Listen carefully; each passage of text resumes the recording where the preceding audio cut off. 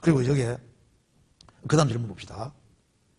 누가복음 10장에 예수님께서 어떤 율법사와 대화한 강도 만난 자의 이웃에 대한 해석에 대해 이제 우리가 우리 교회에서 이제 말할 때 이걸 이제 여기 이제 누가복음 10장에 사마리아 사람이 이제 예루살렘의 여리고로 내려가던 사람, 강도 만나 급한 죽게 된 사람에 대해 설명하면서 그게 레위인도 지나가고 제사장도 지나갔는데 사마리아 사람이 그 사람을 건져서 이제 치료해주고 주막에 두는 얘기 나오잖아요.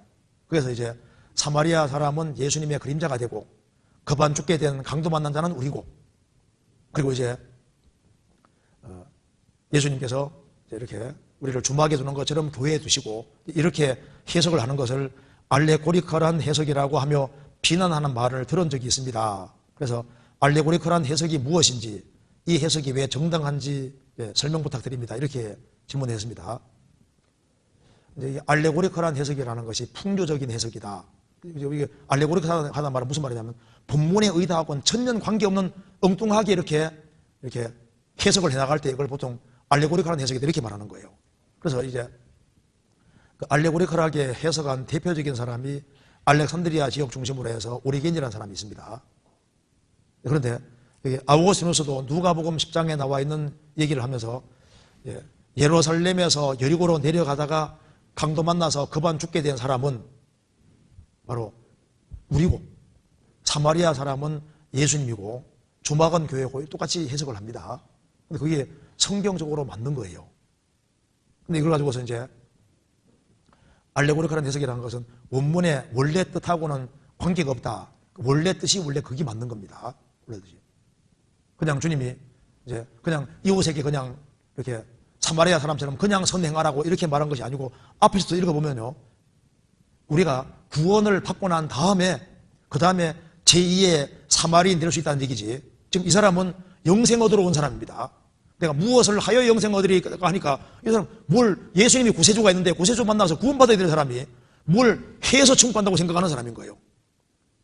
그래서 예수님이 누가복음 10장에서 비유를 쭉 설명하시면서 네가 선한 사마리아인이 되기 위해서는 먼저 너가 나를 만나서 구원부터 받아야지 사마리아인 역할을 할 수 있다는 걸 설명하는 거니까, 너도 그같이 하라. 그 말은 먼저 나 만나서 구원받고, 지금 너가 지금 선한 일을 할 수 있는 사람이 아니고, 지금 너는 영생 얻고 싶으면 너는 지금 네 처지가 예루살렘에서 여리고로 가다가 급한 죽게 된 사람처럼 사탄에게 얻어서져가지고 죄투성이고 너는 죽음으로 달려가는 사람이니까, 사마리아 사람 만나는 것처럼 예수님을 만나가지고 구원부터 받아야지 제2의 사마리아인 될 수 있다. 이거 설명해 주는 거거든요.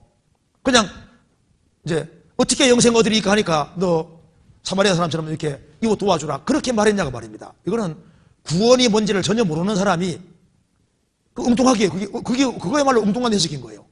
그러면 영생 얻기 위해서 이웃 사람에게 사마리아 사람 열심히 하면 천국 가는 겁니까? 그거 아니잖아요. 그러니까 이 알레고리컬하다는 것은 원래 하나님이 의도하신 거하고 전혀 관계없이 예수님도 그런 해석이 있었냐 하고 놀라면 그게 알레고리컬한 해석인 거라고요. 성경을 이렇게 쓴 사람이 와 성경이 그럴 수도 있냐고 이렇게, 그러니까 그런 걸 알고리컬 해석이라고 하는 거예요. 그래서 이제 성경을 읽을 때 좀 조심을 해야 되는데요. 원래 여호와 증인 교리를 만들어낸 사람이 이제 러셀이라는 사람인데, 이 사람은 지옥을 혐오해서 지옥이 없다는 것을 전제하고, 그래서 성경의 모든 지옥이라는 구절을 이제 상징으로 다 해석해가지고 지옥이 없다는 것으로 이렇게 교리를 만들었잖아요. 그건 의도적으로 이거 왜곡을 한 겁니다. 그래서 이제 성경을 해석할 때 일단 성경에다가 일단 가감하지 말아야 됩니다. 그리고 여기에 사사로운 해석을 하지 말아야 됩니다. 자기 머리 집어넣어서 사사로 해석하면 안 되거든요. 그리고 성경을 억지로 해서 안 됩니다. 성경은 자연스럽게 풀리게 되어 있는 거예요. 그리고 성경 전체는 하나님 말씀이기 때문에 내가 이해를 못해서 그렇지 성경은 맞다 이 생각을 해야 됩니다. 그리고 성경을 바르게 깨닫기 위해서는 하나님의 도우심을 간절히 구해야 됩니다. 그리고 주의 깊게 살펴보고, 그리고 이제 성경을 제대로 해석하기 위해서는 제일 간단한 길이 먼저는 로마서부터 유다서까지를 많이 읽는 겁니다. 이게 해설서니까. 그래서 로마서 유다서까지를 많이 읽어서 이걸 숙지하면은 성경이 아주 쉬워지는데, 로마서 유다서까지를 잘 이해하면은 사복음서가 이해하기가 쉬워지는 거예요. 그리고 요한복음은 영생 얻게 하기 위해 기록하셨기 때문에 우리가 마태복음 읽고 구원받기 어렵습니다. 요한복음은 믿고 영생 얻게 하기 위해 기록했으니까 요한복음 읽으면 구원받기가 쉬운 거예요. 마태복음은 예수님이 왕이라는 걸 설명하는 게 목적이니까 왕 앞에서 무섭잖아요. 그러니까 왕 앞에 충성하고 복종하는 사람이 되려면 먼저 요한복음 통해서 구원부터 받아야 된다고. 마가복음은 예수님이 종이라는 걸 설명하는 게 목적이니까 구원받아야만 예수님 뒤를 따라갈 수 있는 거예요.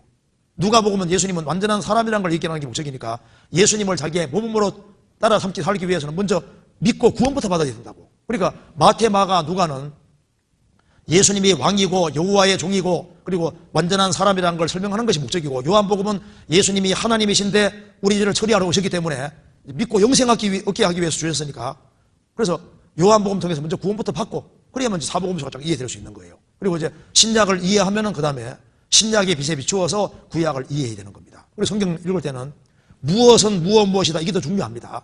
만일 뭐뭐 하면 뭐뭐 할 것이다 이거보다 무엇은 무엇이다 이런 것에 단정적인 표현에다가 무게를 둬야 되는 겁니다. 어떤 사람 보면 성경에 애매한 걸 끄집어내가지고 교리를 확 뒤집는 사람이 있습니다. 그러면 안 되는 거예요. 그리고 성경은 보완 관계이기 때문에 전체적인 입장에서 항상 봐야 되는 겁니다. 전체 입장에서 항상 봐야 되고, 그리고 성경에 더 중요한 것이 있고 덜 중요한 것이 있기 때문에 더 중요하고 덜 중요한 걸 잘 구별해야 되고, 성경은 보완 관계에 있는 거예요. 그래서 성경 어떤 데 보면은 마태복음 27장 44절에는 두 강도가 같이 예수님 욕했다고 되어 있는데 또 누가복음 23장에는 강도가 회개한 걸로 되어 있잖아요. 이게 시간 차이가 다른 겁니다. 두 강도가 처음엔 욕을 했는데 나중에 돌이킨 거지 않습니까? 그러니까 이게 성경은 시간 간격이기 때문에 이게 조화가 딱 되게 되어 있습니다. 그러니까 이제 성경 읽을 때 조심해야 됩니다. 그리고 성경에는 이것이 유대인에게 해당되는 본문인지 이방인에게 해당되는 본문인지 모두에게 해당되는 본문인지 이걸 잘 구별해야 되거든요. 이사야 43장에 동방에 소귀하며 서방에서 모을 것이며 북방에 이르기를 놓으라 남방에 이르기를 후려하지 마라, 이건 교회에 대한 얘기가 아니잖아요. 이스라엘 민족이 해볼 될 걸 말씀하신 거라고. 신명기 28장에 들어가면 복받고 나가도 복받고 유대인에게 하는 말이잖아요. 신약시대 그리스도인들이 말씀대로 살아간다고 해서 무조건 육신적으로 복받는 게 아니잖아요. 바울 사도는 신약 성경 14권 기록한 사람인데 얼마나 고생을 많이 했습니까? 자지 못하고 먹지 못하고. 그러니까 들어가도 복 나가도 복하면 육신적으로 복받는 것은 유대인에게 하는 말인 거라고. 그리스도인들은 그런 경우도 있지만 반대 경우도 벌어지거든요. 그러니까 이제 성경을 적용할 때 이게 조심해야 되는 거예요. 에스겔 37장에 마른 뼈가 살아나는 거, 그거 중생을 말하는 게 아니라 유대인이 회복돼서 나라 이룰 것을 보여준 거잖아요. 그러니까 유대인과 이방인들보다 구별도 잘해야 되고, 성경 읽을 때는 문법적으로 있는 그대로 책을 읽듯이 그대로 읽어야 되는 거예요. 그리고 이 글을 쓰는 사람이 무엇을 의도했는지 그걸 있는 그대로 문자적으로 접근해야 됩니다. 문자적으로, 역사적으로 그렇게 해서 성경을 해석해야지 이게 맞는 거예요. 그리고 문자적으로 해석해도 그 뒤에 숨은 뜻이 있을 수 있는데 이것은 성령이 도와줘야 깨달아지는 겁니다. 그 사람은 나는 문법 따지는데 문법 따져도 하는 게 아니에요. 창세기 1장을 문자 그대로 쫙 하면 천지창조인데 그것만 말하는 게 아니라 고린도서 4장에 말씀하시기를 그것이 영혼의 모습이고 하다고 설명되어 있잖아요. 그러니까 문법대로 읽 때 거기에 또 배우의 주님이 뭔가 신령한 걸 설명하려고 하는 것도 있는데 그거는 하나님이 도와줘야지 깨달아지는 거예요. 그래서 성경을 해석할 때 어떤 사람은 또 이제 성경에 이 문장 읽을 때 잘 읽어야 되는데 심지가 견고한 사람을 평강으로 나타나니까 어떤 사람은 설명하면서 심지하니까 그 불심지 있잖아요.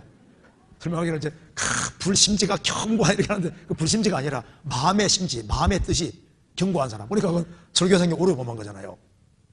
그 다음에 어떤 사람은 이제 베드로 사도가 날아다니는 물고기 잡으러 갔다 하면 설교한 사람도 있습니다. 나는 물고기 잡으러 가노라. 그거 읽어놓고 이제 나는 물고기 잡으러 가노라. 그러니까 날아가는 물고기가 아니라 나는 물고기. 이게 잘못된 거잖아요. 그래서 성경은 이제 문맥 같은 걸 잘 이해를 해야 되고 확대해서 가는 거 그런 거 좀 조심해야 됩니다. 또 성경 읽을 때 잘못 읽어가지고 아이를 훈계하라 그랬으니까 이게 아이가 차일드 쪽입니다. 베이비가 아닌데 아이를 훈계하라 그랬으니까 막 갓 태어난 애기지 않습니까? 우러져친다고 막 때려가지고 이렇게 하는 사람이 있는데 그건 또 성경 잘못 읽은 거잖아요. 그래서 성경 읽을 때 참 조심해야 되는 거예요. 어떤 사람도 성경에 나와 있는 인물을 자기하고 동결시해가지고 이사야 선지자 이사야 6장에 숯불을 입술에 댔잖아요. 나는 부정한 사람이니까 나도 부정한 사람 인간이 하면서 진짜 숯불 가지고 입에 댄 사람도 있거든요. 그 말이 아니잖아요. 그러니까 성경을 막 개인에게 막 적용하는 것도 조심해야 되는 겁니다. 그래서 성경을 읽을 때 이제 이 해석을 할 때 일단은 전체 속에서 문자적으로, 역사적으로 그렇게 이해해야 되고, 그리고 이제 성경에서 비유와 상징은 보통 설명이 되어 있고, 알레고리컬한 것은 원래 하나님이 의도한 거 너무 벗어나서 엉뚱한 소리 할 때 그걸 알레고리컬한 해석이다. 이제 그걸 많이 한 사람이 오리겐이고, 오리겐 학파 그런 걸 많이 했거든요. 그런데 우리가 이제 강도 만난 자 그 얘기할 때 그것은요, 영생을 딱 얻은 사람, 구원받은 사람은 뭘 해서 영생 얻는 게 아니기 때문에 먼저 예수님부터 만나야 되기 때문에 자신이 강도 만난 자고 자기가 먼저 구원받아야 될 것을 우리가 알 수 있게 되는 겁니다. 그런데 이거 시간이 돼가지고 이제 질문이 좀 더 있는데 시간이 돼가지고 일단 오늘 여기까지 하고 또 다음 기회에 또 하도록 하겠습니다. 어쨌든 간에 여기 알레고리컬한 해석이라는 말 뜻은 원래 하나님이 의도한 거하고 전혀 다르게 해석해서 하나님도 야 그런 말까지 있었냐고 하나님도 놀라면 그 알레고리컬한 해석이 되는 거예요. 이해되시죠? 네, 같이 기도하시겠습니다. 자비로우신 우리 아버지 하나님, 저희들을 주의 보배로운 피로 구원해 주신 그 크고 놀라운 은혜와 사랑을 인하여 감사드립니다. 저희들을 구원하심은 또 중요한 뜻이 있는 줄 압니다. 우리가 주 안에서 귀하게 쓰임받을 수 있도록 더욱 도와주시고 주님의 복음과 영광을 위해 살 수 있도록 더욱 역사해 주시옵소서. 주님께서 맡기신 일을 잘 감당할 수 있도록 충성된 마음을 주시고 또 겸손한 마음을 허락해 주옵소서. 주 예수 그리스도 이름으로 기도하옵나이다. 아멘.